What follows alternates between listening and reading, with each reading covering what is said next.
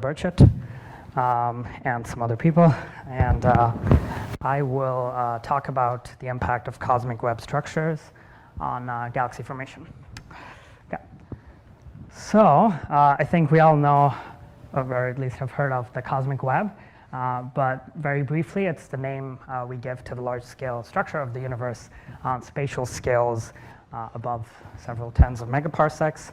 And as you can see from these simulation outputs, the universe looks like an intricate network of spider webs on the largest scales.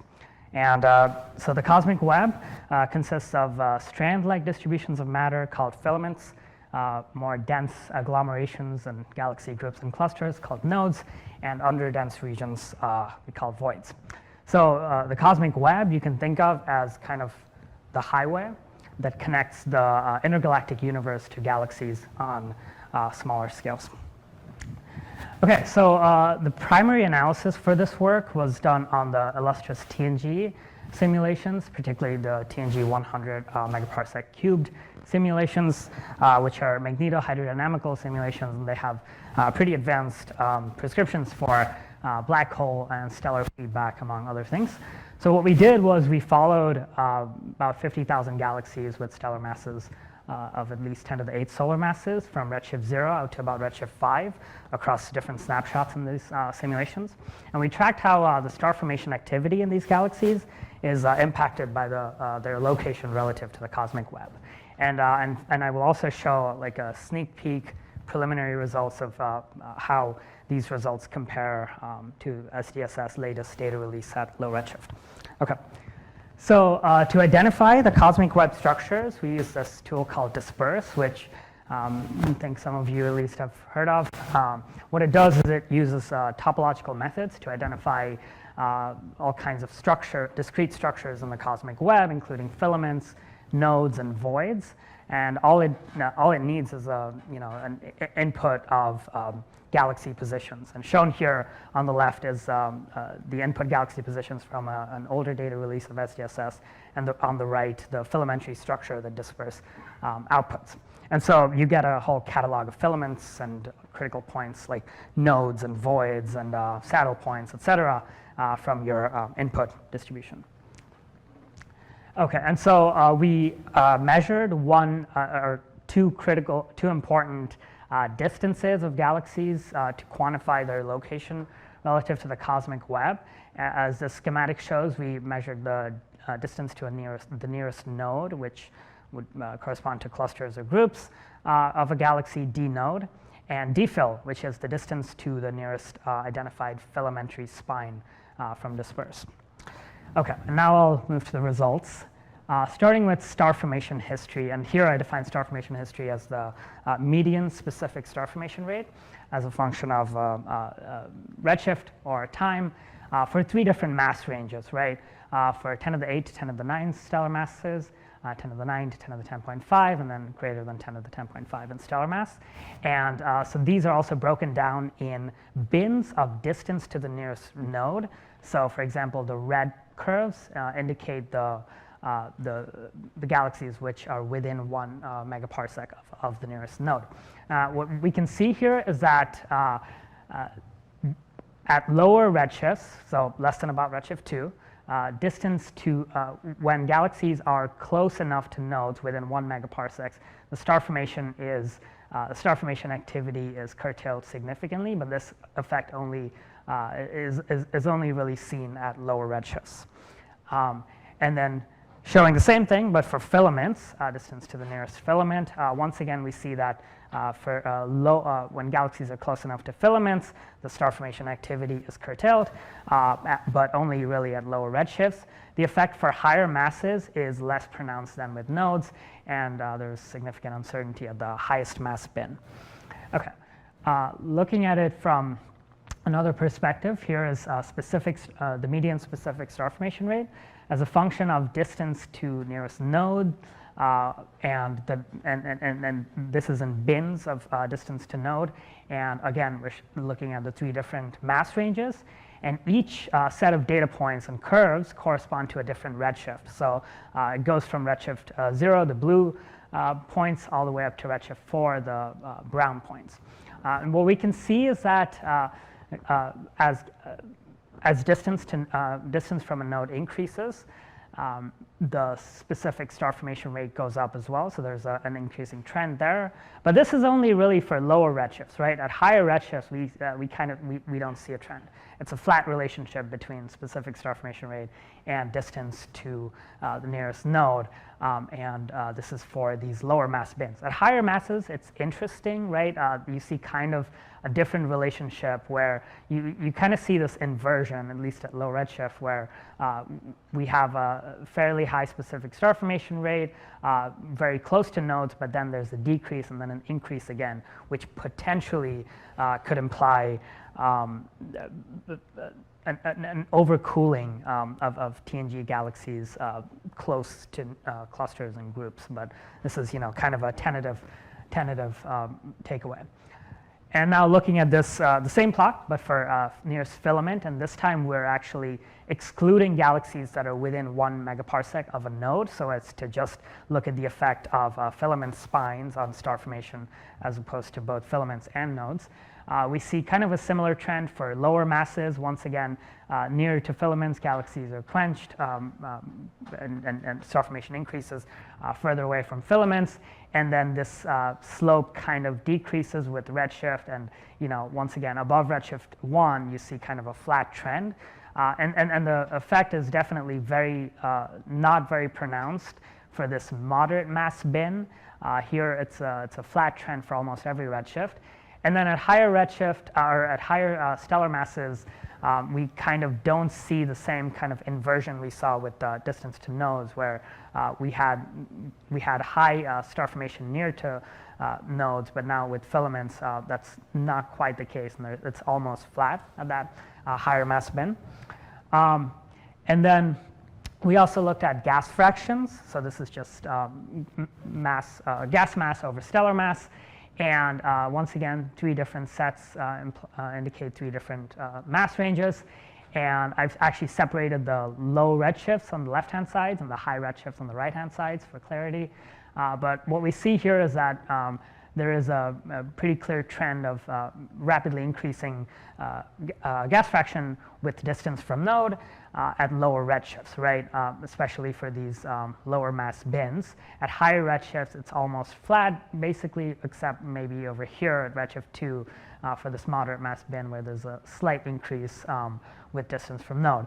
And then for the higher masses, we kind of see the same trend, right, that we saw for star formation activity, which is that there seems to be an increase of gas fraction near to nodes, and then a decrease, and then an increase again. So this kind of inversion effect for lower redshifts, at least. For high redshifts and high masses, we kind of see more of a monotonic decrease from with distance. And this is the same plot, but for filaments. Once again, for filaments, there's less of a pronounced effect or gradient with distance.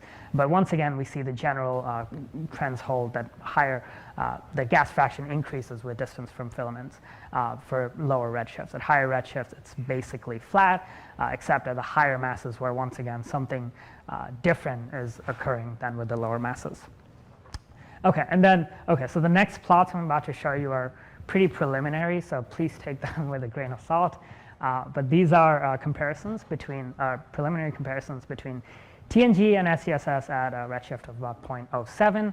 TNG shown in shades of red, SDSS in shades of blue. And what we see here is that for higher mass bins, SDSS galaxies have lower star formation activity than TNG at any given distance to nodes, the discrepancy increases as you go up in mass, it seems like. But for lower masses, it's a fairly good agreement. And so the tentative takeaway is that TNG actually underquenches or overpredicts star formation rate of galaxies relative to the observed SDSS data. And here is the same plot, but for filaments, and once again, you see kind of the same takeaways. SDSS is lower. In the remaining time, I will kind of switch gears a little bit, and I'll talk about CosmoVis. This is what we're using to kind of extend this analysis to sort of in a visual sense to understand better the interplay between large-scale structures and galaxies. And so CosmoViz is an online open source software. Anyone can go and play with it right now.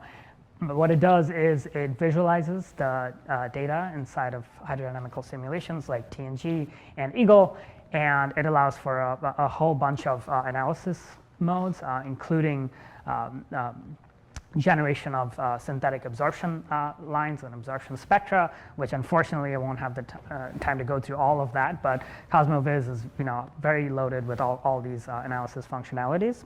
And I will just run through quickly some of these different things that it does. Okay, so we're starting with just how we're visualizing the different types of particles in CosmoViz, right? So this is from Eagle 100 megaparsec simulations. What we're looking at right now is the dark matter particles in this simulation shown in magenta.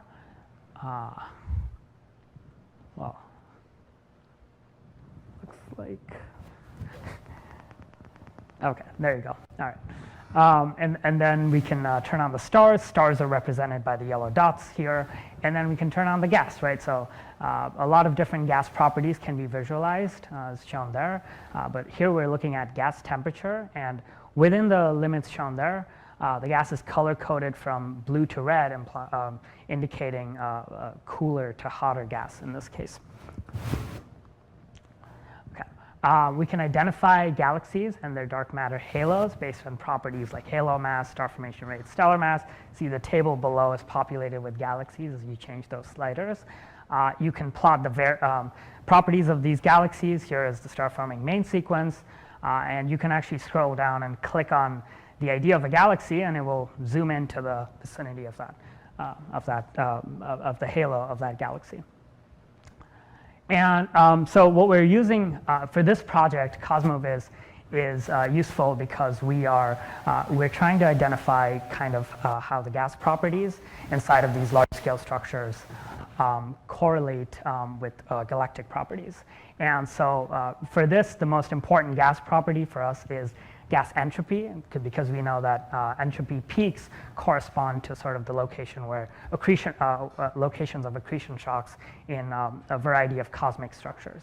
So here we're looking at gas entropy in the slice of the TNG simulation here.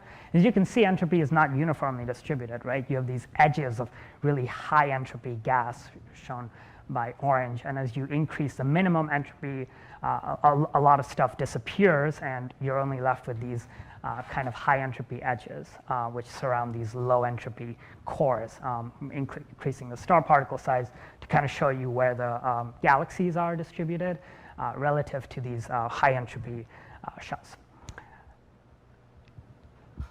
And so this is just a whole bunch of other visualizations of different randomly selected slices from TNG. And so what we find is that when we look at gas temperature, the story is pretty different from gas entropy, right? Warm, hot gas seems ubiquitous inside of filaments and clusters, whereas entropy is not like ubiquitously distributed. And in fact, we see these kind of shells of high entropy that surrounds these cores of lower entropy, and these shells are what we believe are locations of accretion shocks. And so one of the next steps of this project is to identify kind of where galaxies live relative to these shocks, and to see if that has a noticeable impact on the star formation properties of galaxies. Okay. And I will leave a series of summary points and future work points for my talk, and I'll end there and take questions. Thanks.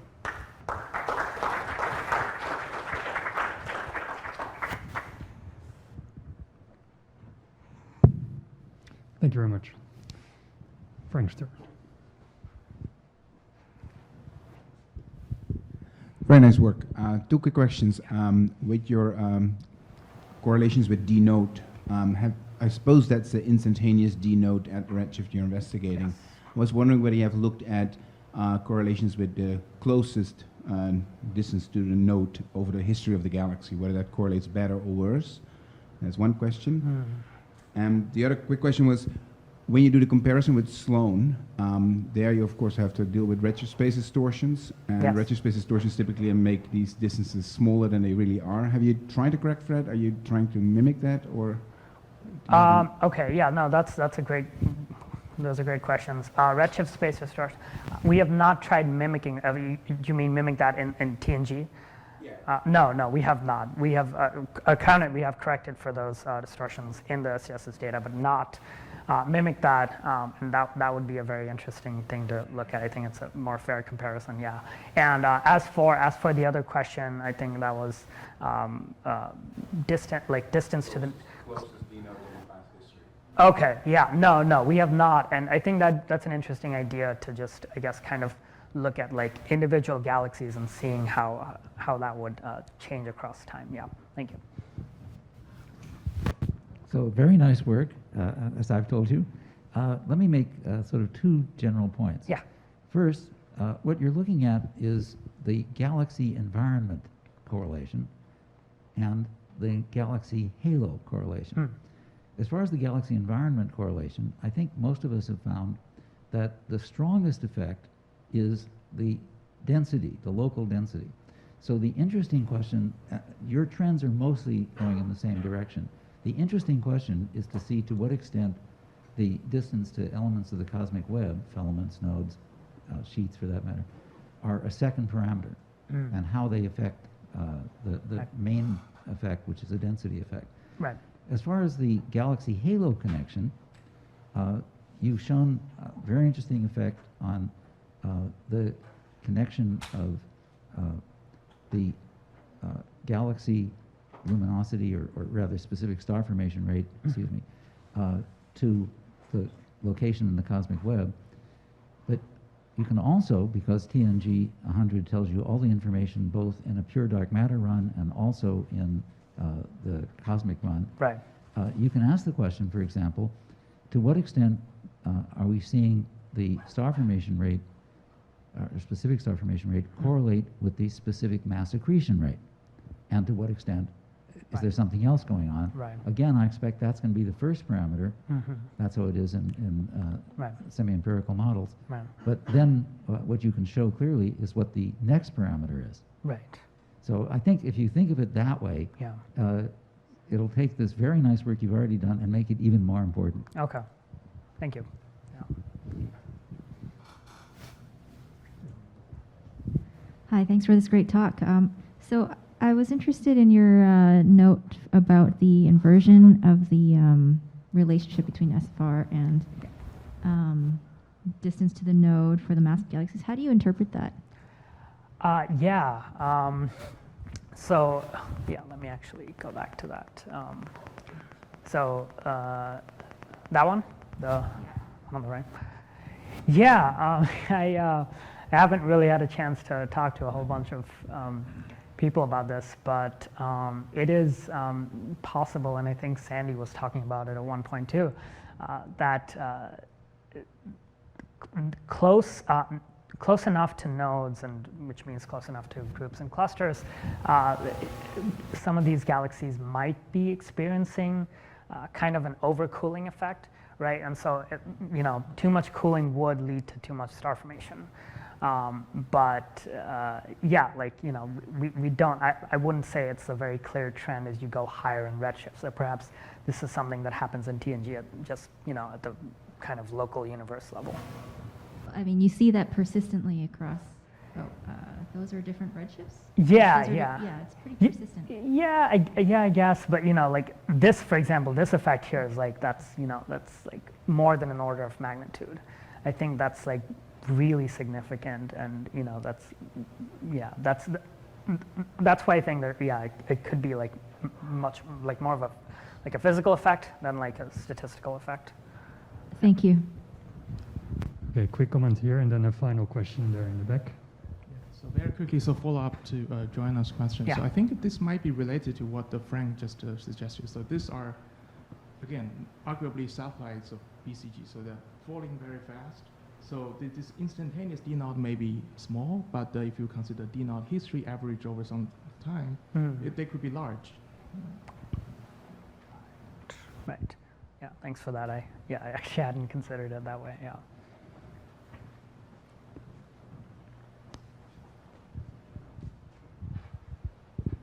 Okay, so I have a question also about this inversion. Have you checked whether it was not related to a spurious effect due to disperse? Because you know disperse is a topological estimator, and what it calls nodes can be quite different from the locations of groups and clusters. Yeah. For instance, it can be with low significance in Yes. not very dense environments, and especially, I guess, for this kind of massive object, you could be contaminated by such misidentification, if you wish, of the real node of the cosmic web. So Yeah. maybe this is something you could try to investigate by playing with the persistence of the skeleton or things like this. Excellent point, yes. So these are all, should have mentioned, these are all run on a sort of a 3 sigma persistence. We have not yet checked kind of how sensitive these results are to the persistence level, 4 sigma, 5 sigma, and so on. I do know that there is like a lot of debate in the literature about like, you know, you might be missing a lot of faint structures, like fainter filaments when you increase the persistence threshold. So there's like the trade-off, right, between like what you're getting and what you're missing. And disperse, of course, has like all kinds of things, like you can smooth it many times over. You know, you can just kind of vary a lot of parameters. So we have not done all those checks. We've basically, we did 3 sigma and like, you know, no smoothing and smoothing. And those don't seem to have like really much of an effect at all on these, but it'd be very interesting to see if like what increasing the persistence threshold would give us, yeah. Okay, one very final question. Just to check, so like the stellar mass band that you mentioned are the stellar mass of the galaxies across the band, not the central stellar mass, right? Right. So in that sense, like, I'm surprised that across the redshift, the same features appear at the same distance. I might be like, for example, like at the if you go to like a higher redshift, I might be expanding a smaller and smaller node, for example, or Yeah. smaller filaments. I'm surprised that I didn't see a trend in the radius instead of, but all happen at the same radius. Right. Do you have any explanations for that? Right. Yeah, no, I'm surprised by that too, actually. We haven't tried kind of like, you know, normalizing it to sort of like an average like filament, for example, like normalizing it to a filament width or like an average node distance or anything. You know, because these are just purely physical units. These are not like, you know, normalized over some kind of distance. Yeah, I'm not sure. I mean, it is possible that there is like a phase change, like a cosmic phase change that happens from like lower redshift less than 1 to like the cosmic noon epoch. But it's also possible that, you know, we're just not. This is more of a kind of a like not a real physical effect. So yeah, I'm not sure, but thank you for that. Are those co-moving? Are those co-moving or physical? Co-moving. These are co-moving? Yes. Okay. These are co-moving. Yeah. All right, thanks for the very interesting discussion. We ate into our coffee break a little bit. First, let's thank Farhanul again. I suggest we split the difference and have a 25-minute coffee break. I'll get you back in the room.